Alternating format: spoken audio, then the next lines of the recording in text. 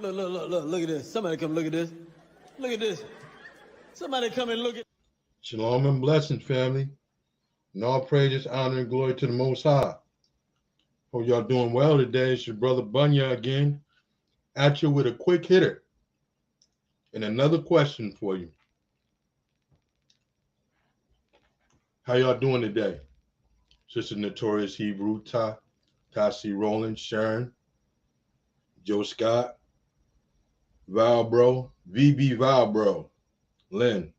Shalom and blessings, family. And the rest of everybody that's in here that's listening in, but probably can't get to the chat.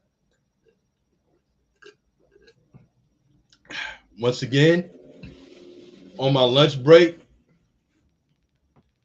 Terry Payne. Shalom and blessings, family. Yeah. So once again, I'm on my lunch break, and I wanted to do a quick hitter, and I wanted to get with you guys and ask you another question.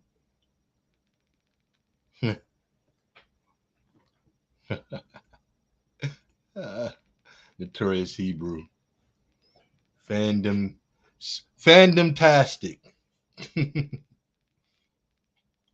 Yeah, so I wanted to get with the family again, and I wanted to ask another question. I know yesterday I asked about, not yesterday, but the day before yesterday, I asked about the scripture in Deuteronomy chapter 30, verse 20 to 21. And I got some pretty good feedback for that, you know. And like I was saying, I was asking these questions just to see if we were retaining any information that we previously taught. And also I wanted to get everybody acclimated into understanding certain things when we start going into the New Testament, so we can understand how we actually read that.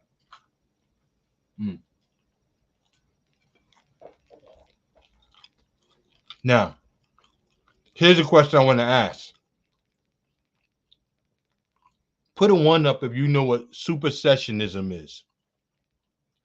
Put a 1 up if you know what supersessionism is. Put a 2 if you don't know.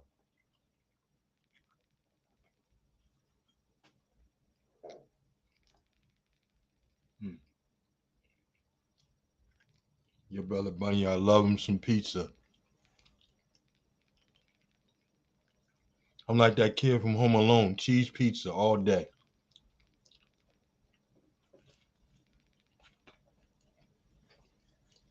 Okay.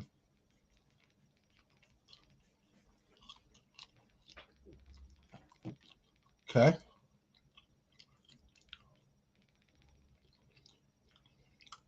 Okay. Payne, Notorious Hebrew. Pam Yah Israel. Tassie Rowland knows it. Sharon O says 2. Blessing to you also, Alicia Israel. Just in case you just came in, I wanted to ask, do you know what supersessionism is? Give me a 1 if you do. Give me a 2 if you don't. So far, I got 5 answers. We got three no's, and we have 2 yeses.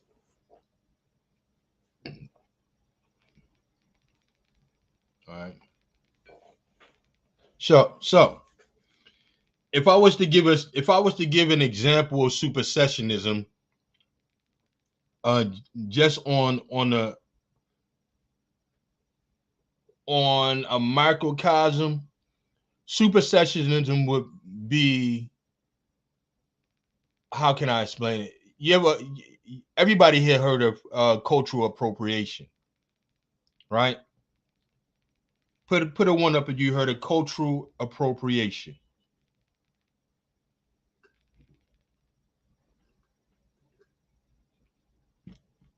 Put a one up if you heard of and you know what cultural appropriation is,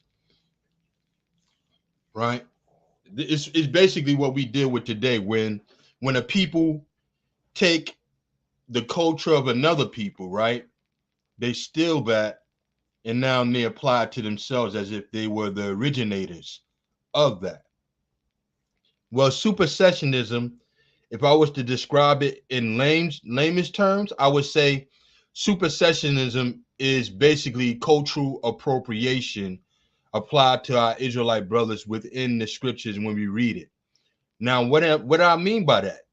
Well,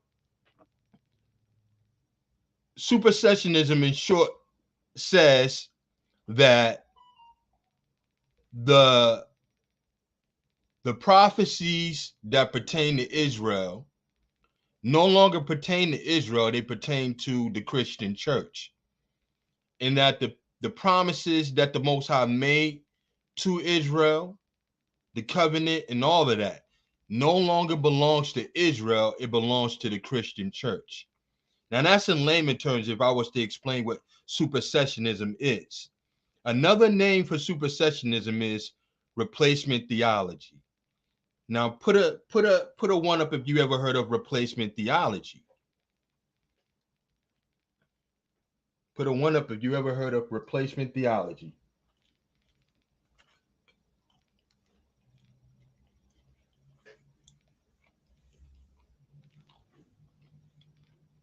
No ones.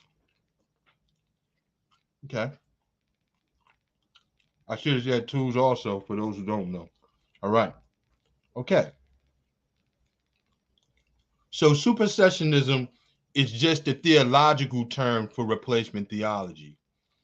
Now, replacement theology has a lot of different other names that go along with it. You have covenant theology. I can't even get into all of them. I can't remember them all right now.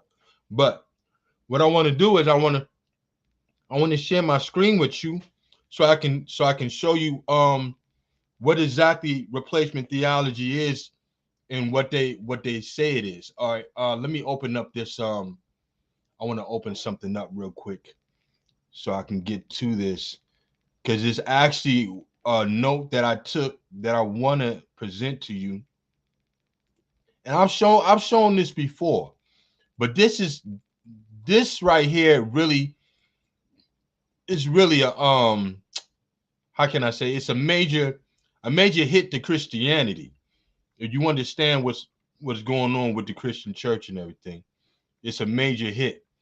And the reason why is because Christianity takes this stance that, you know, they're of the Most High, you know, that Christianity is of the Most High, and this is what it was from the beginning, and you know, but that's not what it was from the beginning, and that's not what it is according to the Most High. Now, here we go.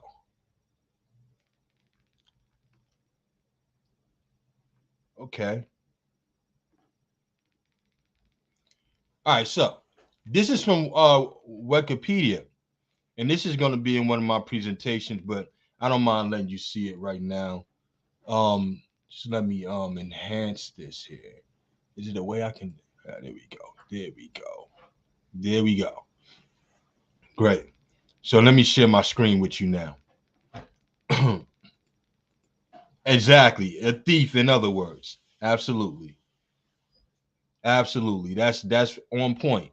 It's Psalms 82 in action. That's what it is. It's also the scripture, I forgot which one it was in the Apocrypha, that says, then they laid open the book of the law when they sought to paint the heathen sought to paint their images. So, you know, supersessionism, different variations of it. You know, we see it when the color of the Mashiach, the color that they make the prophets in the movies. That's all supersessionism. It's all cultural appropriation, right? Let me share this right here. Now, check this out. So, what is replacement theology? And this is off of Wikipedia.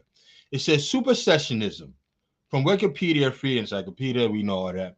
Also called replacement theology, is a Christian doctrine which asserts that the new covenant through Jesus Christ, through Jesus Christ supersedes the old covenant, which was made exclusively with the Jewish people, quote unquote. I'm using quotes. You can't see it right now, but I'm doing the quote with my fingers, right? Jewish people. In Christianity, supersessionism is a theological view on the current status of the church in relation to the Jewish people in Judaism. It holds the view that the Christian church has succeeded the Israelites as the definitive people of God, or it holds the view that the covenant has replaced or superseded the Mosaic covenant. From a supersessionist point of view, just by continuing to exist outside the church, the Jews descend.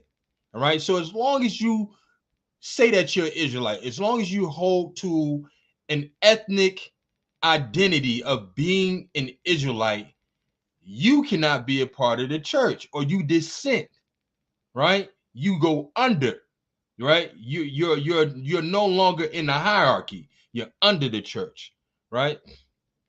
It says this view directly contrasts with dual covenant theology, which holds that the Mosaic covenant remains valid for Jews. Now listen to this. Now this is the banger right here. This is how you know. This is how you know that Christianity is not of the Most High. It says supersessionism has formed a core tenet of the Christian church from the majority of their existence. Christians traditions that have championed dual covenant theology, including Roman Catholic, Reformed, and Methodist teachings of this doctrine, have taught that the moral law continues to stand. Blah, blah, blah, blah. Right? But this is the hitter right here. For the majority of their existence, the Christian church has been following or has made replacement theology a core tenets of its belief. So when we go back and when we go back and we see the doctrines within Christianity that says that Paul was all of a sudden going to Gentiles, and you don't hear anything about the northern kingdom anymore, that's replacement theology. When you hear about people telling you that it is no longer important or it is no longer valuable to stake claim to your ethnicity as an Israelite, that's replacement theology, right? All these different things that we see within society, it's a continuance of what they've been doing from the start, right? When we see we made up rap, we made up the genres that everybody hold to, but now you got everybody claiming that they do it better than us. Cultural appropriation, replacement theology, all of these things go hand in hand. And what they seek to do is to replace Israel, not only as in the people in the book, but to replace us, period, right? We've been doing a lot of different things, doing a lot of different genres. One of the most athletic people, making up many of the inventions that pushed and governed this nation to be successful as it is, right? But we get none of the credits. We fighting all the wars, die in all the wars, get none of the benefits from it. Why? Because they seek to replace us as a people, right? This is supersessionism. Now, the funny thing about it is a lot of theologians, a lot of people that understands what supersessionism is, right? They still hold to these very same doctrines, right? You ask a man like Dr. Brown, right, if he believes that the Jews or the Gentiles that Paul was going to, if they were scattered Israelites, he may give you a yes and he may give you a no. But what he's going to definitely hold to is that there is some sort of how can I say it, inclusivity when it comes to the covenant, right? Now, the Bible is an Israelite book, but what we see happening is that the Christian church, and it's mostly, I don't want to say it's mostly Eurocentric Christianity, because if you're a Christian in some way, shape, or form, you're dealing with Eurocentric mindsets and thoughts towards the scripture. But they want to make the Bible this all-inclusive book, as if though all different nations came together to write this information, right? They want to give the Bible the same tenets and make it look like the America of the ancient world, that all the different values that America has, right? Those are the same stuff that the Bible was saying, when that's not true. Right? When we read from Genesis to Revelations, those were Israelites that was in that Bible. Those were Israelites that received the curses. Those were Israelites that received the law. And if they wasn't Israelites, they were specifically chosen by the Most High. And why I say if they wasn't, because Noah wasn't an Israelite, Abraham wasn't an Israelite, Isaac wasn't an Israelite, Jacob was the first Israelite. All right? Jacob was the first Israelite. But the majority of that book is geared towards our people and the covenant that the Most High made with our people. All right. He didn't make a covenant with everybody. He didn't give everybody the law, statutes, and commandments. Hence, everyone isn't being punished for breaking them. All right. What sense would that make that the Most High would give Israel the law, statutes, and commandments? Right. They break them. He punished them, while the rest of the world goes along breaking his laws, statutes, and commandments with no punishment. To whom much is given, much is expected, because that responsibility lied on Israel and not all the nations. Law was given to Israel, right? So that was the whole purpose of Mashiach dying also. Why? Because Israel was given the laws. Israel had a relationship with the Most High that was severed through their disobedience. Thus, Mashiach had to die to repair that breach. And he repaired not only that breach, but he repaired the breach between us and our brothers, the northern kingdom, whether you be the northern kingdom or the southern. But he healed us both so that we can come back together and be one nation, right? Now, there's people that would say, no, Israel was this. Well, let me direct your attention to a scripture that shows that Israel is considered at this time two separate nations, even by the Most High. Right? Now, let me grab this real quick.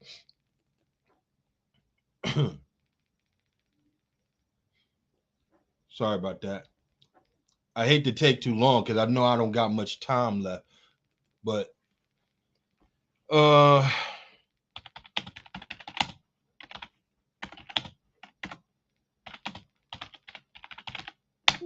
okay. And this is also something we need to consider when we read in Romans 11 also, right? And this is what I'm trying to get everybody acclimated into understanding. When you go into the scriptures, whether you read in Ephesians, whether you looking in Acts, whether you looking in Romans, right?